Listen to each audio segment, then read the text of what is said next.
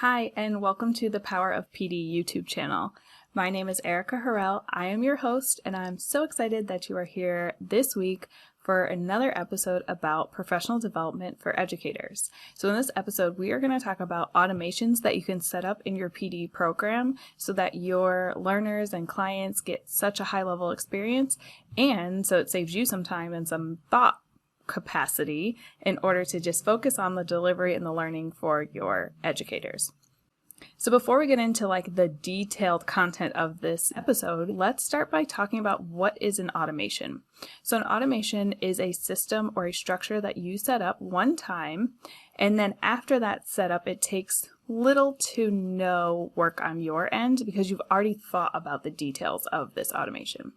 So I'll give an example. An example of an automation that we'll talk a little bit back about in this episode is an onboarding automation. So you sit down one time and you think about what are all the steps that you want your learners to take when they first join your program. You set those up in a system, or if you don't have the ability to use a system just yet, you at least set it up as much as you possibly can beforehand. So then when it happens for every single one of your clients, it is automated.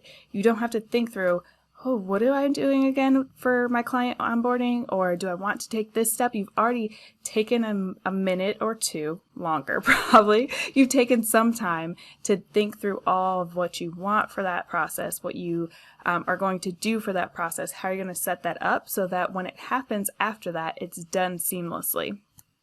So in this episode, I am talking about 3 automations that you can set up. The first being feedback, the second being onboarding, and the third being support. Okay, let's jump right into feedback. So to set up your feedback automation, this is where you want to think through, how am I going to get from my learners, typically at the end of your time together, but you can also think about feedback automations at different points throughout as well. That is highly, highly recommended. But for this situation, I'm just going to talk about the end of your program. How are you getting feedback from your clients? So this can include and should include some form of survey that you would want to get from them. You also want to get and ask for any testimonials if they feel comfortable and really got success and want to talk about your program. You want to ask them for testimonials. So setting up this automation, think about when you will send this. Is it at your last meeting together and you ask them to actually take the last 20 minutes to do your feedback? Is it right after that last meeting call ends? Is it a day after that meeting? Is it a week after that meeting? But you first want to figure out, when are you going to send that request for feedback, including your survey and request for testimonials, and put that date on a document or calendar, wherever it makes the most sense for you. After you've decided when you're going to send the initial request for feedback, the second part of your automation is, what are your follow-up touch points going to be? What do they look like? And I say this because I'm sure all of us have been on the other side of this, where you work with someone, they ask you for feedback, and you're super busy and you don't get to it within the first day or two. You need that reminder, and sometimes you really appreciate that reminder, right? So you want to plan out when you're going to send that request and what that request looks like. Is it an email? Is it a direct message on social media? Is it a face-to-face request because you're doing it at your last professional development session together? After you figure that out, you're figuring out what are your touch points after to follow up if someone does not complete it before you get a chance to follow up. So are you going to follow up a day later, 2 days later, a week later, 2 weeks later? Plan out all of the follow-up you'll do, and then decide when you're just going to cut it off and just acknowledge that they haven't submitted the feedback, and that's okay. And then the last piece of this automation is something that I think sometimes we forget, but what does your thank you look like? So are you sending a quick thank you video? Are you sending a thank you gift that says, I appreciate you submitting your feedback, and a testimonial? Is your thank you for people who submit the feedback and a testimonial, or just for someone who does just the feedback? So thinking strategically about, what does your thank you look like after you receive that?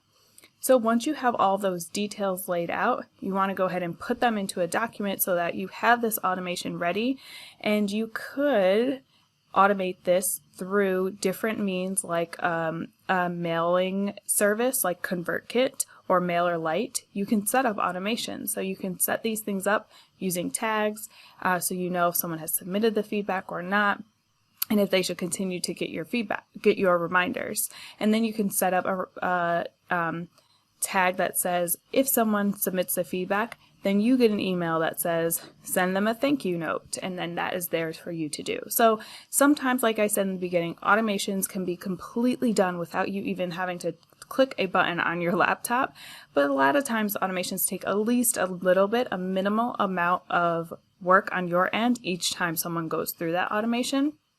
But the best thing to note about this automation is that once you've made those strategic decisions about how am I asking for feedback? What are the questions I'm asking? Let me set up that survey. How am I asking for a testimonial? Where do I want them to send the testimonial? How will they send it to me? Do I have specific requests about how they record a video testimonial, for example? So you make all those decisions up front. Then once someone's going through it, you have already spent the time thinking through this, and you don't have to do it every single time that someone is giving you feedback. So that's the first one, which is a feedback automation. All right, let's go into the second automation, which is onboarding. I have already done a video all about onboarding, so if you have not checked that out yet, definitely go back to my YouTube channel and check out that onboarding video. This is a great supplement to now how you set this up so it's an automation that folks automatically go through, and you don't have to spend time thinking through that automation every single time. A onboarding automation is super important because you want to make sure that people get a strong first impression around how they work with you. So instead of every single time you're kind of like painstakingly going through the steps to set up this system for how someone will get onboarded to your program, how they get the information they need, how you get the information you need to be able to work with them. You want to just think this through one time, have it set. This is not to say that you can't make tweaks to it later, but you want to have it set, ready to go, so that anytime a client comes through your program, they get a really top-notch experience. And so an automation can help to do this because you don't then miss steps or forget something for someone, or do something that's like a little different and someone else experienced it another way and they had a great experience, but then this new person doesn't have such as great of an experience. So onboarding, super important no matter what, and it's really helpful to have an automation so that you make sure that your client experience is really strong all the time. Okay, 3 ways that you can think about having a really strong, high quality onboarding automation. One is to use your mailing system. So like I mentioned before, you might use ConvertKit, you might use Kajabi, you might use MailerLite or MailChimp. Whatever mailing service you're using, use that. And once someone starts to work with you and your onboarding and your program, you enter them into an onboarding automation where they automatically get an email or a series of emails to get them set up within your system. Another way you can think about onboarding is to invest in something like Dubsado or Honeybook. These are programs where you can upload your contract, you can upload welcome emails, you can have a member portal, and you can set all of that up at one point, and anytime you enter someone into a program, they get automatically every email they need. They can sign their contract through that, all of that. So this is something you definitely have to invest in. So it may not be right for you right now, or maybe it is, but I would definitely take a look into that if you want something that is pretty much hands-off once you get it set up. So looking into Dubsado or Honeybook or a system like that is also another good option. The third way to really automate your onboarding is to do a similar process to what we talked about with the feedback, setting everything out in one document so it's all very clear, and then outsourcing, maybe hiring a virtual assistant or a personal assistant, or maybe an operations specialist to help you to execute on some of those steps. So this is also another investment, maybe depending on who you bring on. It may be a similar price as a system, or maybe more or less expensive, but if you want to have that personal touch, someone to actually go through that steps, but you still want to be a little more hands-off, having a virtual assistant to help you with your onboarding structure can be a great option. All right, our final automation that we're going to talk through is around support. So I talk a lot about your professional development should be ongoing. So that's why I really shout from the rooftop that you should have a PD program versus one and done PD sessions. And so in your program, you want to think about your support between your sessions. So once you finish one meeting with your learners, maybe it'll be a professional development in person, maybe it's an asynchronous video that you've recorded and they've watched, and they're getting ready to do the next one in a week, a month, a quarter. How does the support look between times? So how can you automate some of that support? Now, you don't want to automate everything, because I think part of what people are looking for, part of what people are looking for is this personalized, relevant learning. And so you don't want to automate everything, because then that takes away that personalized piece and you might not get your learners to the outcome that you promised in your program. But there are some common mistakes that you as the expert know that your learners might make. So in that instance, you have the opportunity to automate the way you support people through those common mistakes. And I'd like to talk through 3 different ways that you could automate support for a common mistake that you know your learners might make through your program. Okay, the first way to automate support with your learners is through a common mistake library.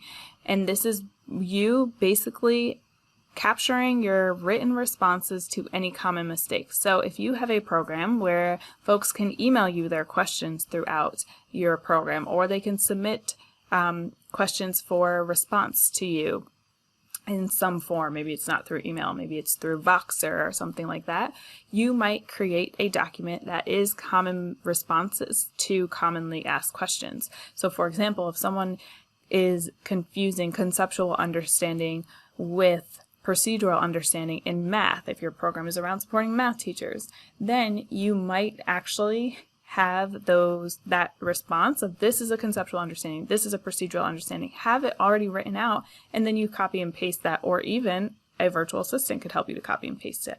So that's number 1, is having a written response bank.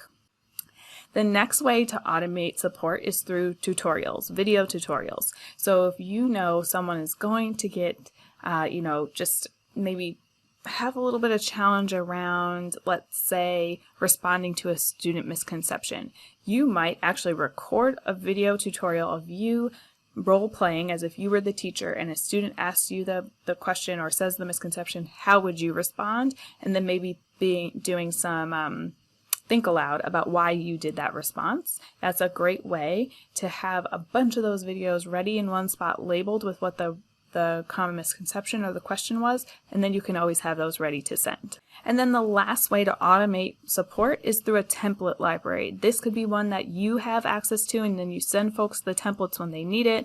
It could be one that folks all have access to all the templates that you have and they can access them, or you can direct them to the template that might support them in the moment. And so you can think about templates like lesson planning templates. You can think about templates like problem protocol templates. You can think about a template for a actual type of lesson activity. So when someone is struggling with something, you can say, you know what, I think this template would help you to get through and meet your objective that you're working towards in this moment. Okay, those are the 3 types of automations that you can use to just take your program to the next level for client experience, but then also just take some like in the moment work off of your plate, right? So if you do these automations, you might not necessarily have to do all this work while you are in your program. You can do it before, set it up, and then have, a free, more clear brain to focus on your actual learners in the moment. Hope that this was helpful. If you have any questions, please comment in the comments below. Don't forget to subscribe so you get a notification every time that I post a new video. And I hope that you have a fantastic rest of your day. Until our next video, don't forget to embrace the power of PD.